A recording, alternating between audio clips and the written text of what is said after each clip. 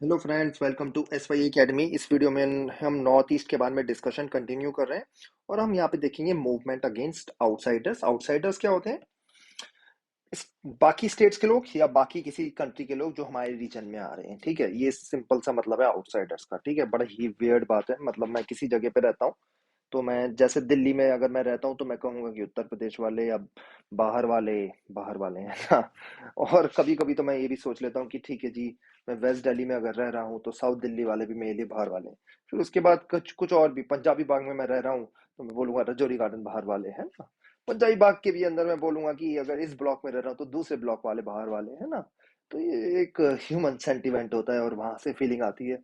और थोड़ी सी ये आप देखो तो इमेच्योरिटी और सेल्फिशनेस वाली फीलिंग होती है बाहर दूसरे लोगों को आउटसाइडर कहना। हाँ, लेकिन अगर ऐसा हो रहा है कि कुछ एक्स्ट्रा इवेंट ही है कि बाहर वाले कुछ हमारे लिए खराबी कर रहे हैं, ठीक है, हमारा बहुत ज्यादा नुकसान कर रहे हैं, तो हमें उनके अगेंस्ट एक्ट करना चाहिए। अदरवाइज कोई पर्पस नहीं होता। यही हम प्रॉब्लम देखेंगे और ये प्रॉब्लम दुनिया की आज भी है दोस्तों। The large-scale migration into the Northeast gave rise to a special kind of problem that pitted the local communities against people who were seen as outsiders or migrants. तो लोकल कम्युनिटीज नाराज हो गई कि ये क्या है, बाहर से लोग आ जा रहे हैं, हमारा वोट्स को चेंज करते हैं, हमारी डेमोग्राफी चेंज हो रही है, पॉपुलेशन स्ट्रक्चर ही चेंज हो रहा है, उसके बाद बाहर के लोग आते हैं, हमारी वुमन से शादी कर लेते हैं। ऐसी ऐसी है, सेम हर जगह की सेम स्टोरी है दोस्तों, हर जगह की। तो ऐसे ही मतलब इल्जाम लगाए जाते हैं बाहर के लोग ये वो, है ना। और वो सोच इसमें आपको थोड़ा सा सोचना चाहिए कि दोस्तों, आप अगर एक जगह पे रह रहे हो तो कब से देखोगे? ठीक है, कोई टाइम पीरियड भी तो होना चाहिए। क्या एंशियंट टाइम से देखिए कि एंशियंट टाइम पे जो पैदा हुआ वही लोकल है, अदरवाइज उसके बाद वाले सब बाहर वाले, या मेडिवल टाइम देखें या मॉडर्न टाइम देखें या एंशियंट भी हमें हिस्ट्री कितनी बताए तो कितना देखें। तो आउटसाइडर और इनसाइडर वाली कोई बात नहीं होती, इसको थोड़ा सा ध्यान रखना चाहिए। तो ये लिखा है दोस्तों, एक funny story, I have never understood this insider outsider business. It's like the train compartment, someone who got in before others treat others as outsiders. तो ट्रेन के डिब्बे में आपने दोस्तों देखा होगा कि कोई पहले बैठा होता है तो पूरी सीट पे हक जमा लेता है, और जो जो बाद में आते रहते हैं उन सबको वो आउटसाइडर्स कहता रहता है। तो यही वाली फीलिंग है बिल्कुल। थोड़ी सी आप समझ पा रहे होगे कि लोकल कम्युनिटीज यहाँ पे इमेच्योरली एक्ट कर रही हैं, है ना। ठीक है, these latecomers either from India or abroad are seen as encroachers on scarce resources like land and potential competitors to employment opportunities and political power। बोल रहे हैं हमारा लैंड खा रहे हैं, हमारी पॉलिटिकल पावर भी ले ले रहे हैं, ये तो एमएलए एमपी बन के आ जाते हैं, है ना। उसके बाद हमारे जो इतने इंपॉर्टेंट रिसोर्सेज हैं, हमारे पूर्वजों की जमीन है, वो ले लेते हैं। This issue has taken political and sometimes violent form. ठीक है, वायलेंट फॉर्म बन गया दोस्तों ये। और ये तो अभी भी प्रॉब्लम है दोस्तों, अभी भी इस पे आएंगे दोस्तों। एनआरसी का कैसे जन्म हुआ, नेशनल रजिस्टर ऑफ सिटीजन्स, इसका भी थोड़ा सा आपको झलक दिखेगी यहाँ पे। दो हम ज्यादा डिटेल में वो डिस्कस यहाँ पे नहीं करेंगे, थोड़ा सा बाहर हो जाएगा, है ना। लेकिन जन्म यहीं से हुआ। This issue has taken political and sometimes violent form in many states of the north east. सबसे ज्यादा आपको असम में हम यहाँ पे पढ़ेंगे। असम मूवमेंट चली 1979 से लेकर 1985 is the best example of such movements against outsiders. ठीक है, तो असम में मूवमेंट चली थी 6 साल कि तू बाहर वालों को बाहर निकालो।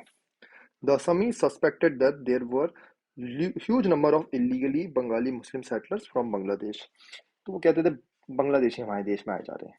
ठीक है, तो एक तो ये रीजन था कि इंडिया ने जस्टिफाई करा था कि 1971 की वॉर लड़ना जरूरी है क्योंकि हमारा इंटरनल अफेयर हो गया कि सारे बांग्लादेशी हमारे आए जा रहे हैं।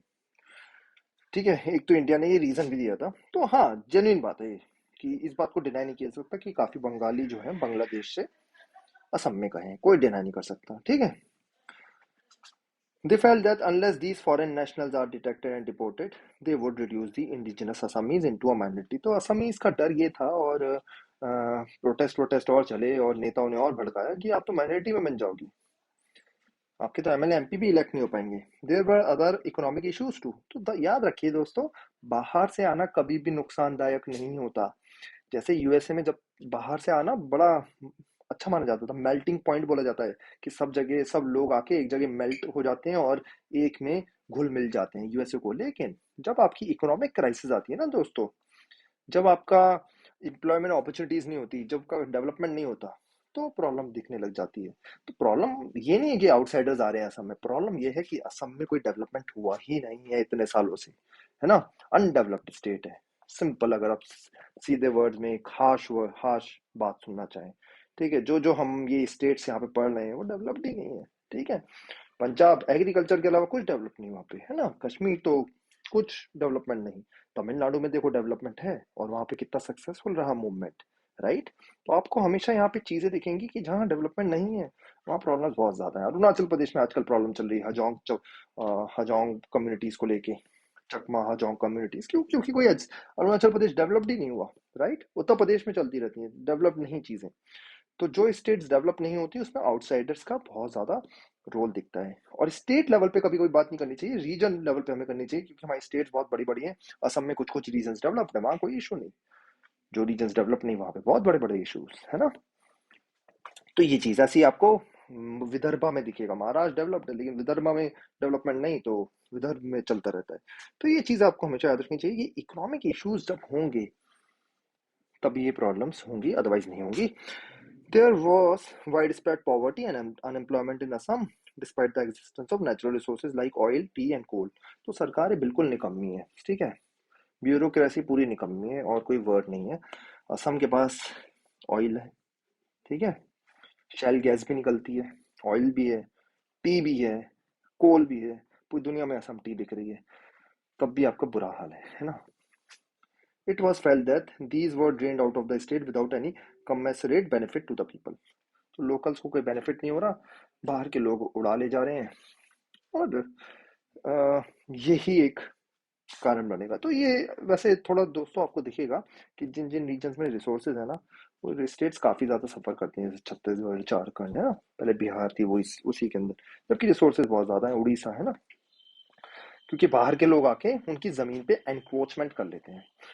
तो ये एक जेन्युइन पॉइंट भी है, ये भी आई होप आप कंसर्न समझ पा रहे हैं कि बाहर के लोग आके एनक्रोच कर ले रहे हैं उनका रीजन। तो मिक्स है।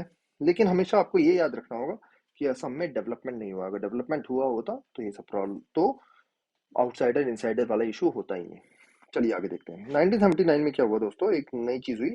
ऑल असम स्टूडेंट यूनियन जो है AASU, students group not affiliated to any party led an anti foreigner movement. ये आसू आज भी चल रहा है ना, पढ़ते रहते होंगे आप न्यूज में। असम अकॉर्ड 1985 में हुआ, और अभी भी एनआरसी का इशू हुआ था। तो ये चल रहा है। जब भी इलेक्शंस आएंगे असम में तो ये चीजें और बढ़ने लग जाती हैं कि फॉरेनर को बाहर निकालो। प्रॉब्लम क्या है ना, ये बंगाली जो है, बंगाली स्पीकिंग मुस्लिम्स या बंगाली स्पीकिंग हिंदू से भी इशू है। Just to be very clear, कोई भी अगर बंगाली बोल रहा है असम में तो उससे इशू है, लोगों को बोल रहे हैं बाहर से आया है, बांग्लादेशी है, ठीक है।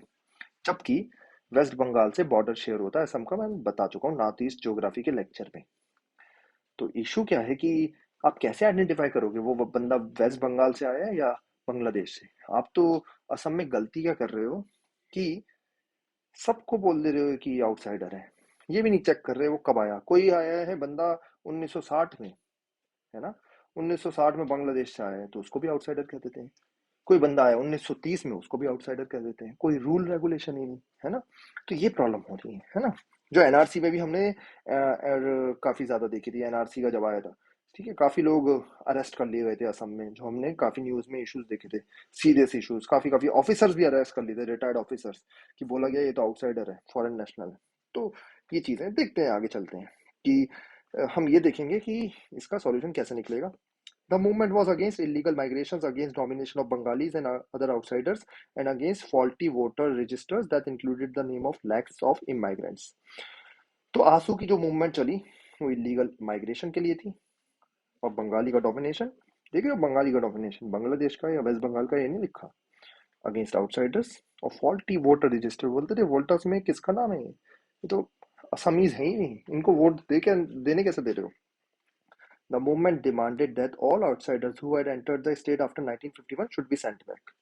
तो बोला मूवमेंट में कि ठीक है 1951 से पहले जो है वो ठीक है, उनको मान लेते, लेकिन उसके बाद जो भी आए असम में उनको बाहर निकालो। ये आसूस की डिमांड थी। The agitation followed many novel methods and mobilized all sections of Assamese people, drawing support across the state. तो पूरा असमीज का सपोर्ट था दोस्तों इसमें, और टफ टफ फेस था ये, irrespective of class. It also involved many tragic and violent incidents leading to loss of property and human lifes. तो काफी नॉवल मेथड्स, काफी गांधीयन मेथड्स भी करे, लेकिन अ, गांधी जैसा कोई लीडर नहीं था। तो लॉस ऑफ लाइफ, ये वो बहुत कुछ दिखेगा आपको। दंगे हो रहे हैं, असम मतलब परेशान स्टेट, जबकि काजीरंगा नेशनल पार्क, इतनी सारी रिवर्स, कितने सारे बढ़िया बढ़िया नेशनल पार्क है, वन हॉर्न राइनो है, इतना कुछ डेवलप हो सकता है, लेकिन कुछ नहीं हुआ डेवलप, अभी भी बुरा हाल है। ठीक है। The movement also tried to blockade the movements of train and the supply of oil from Assam to refineries in Bihar। तो इन्होंने बोला ट्रेन रोक देंगे, यही होता है भारत में, ट्रेन रोको आंदोलन। इसलिए प्लेन चलने चाहिए, प्लेन को तो रोक नहीं सकते है ना।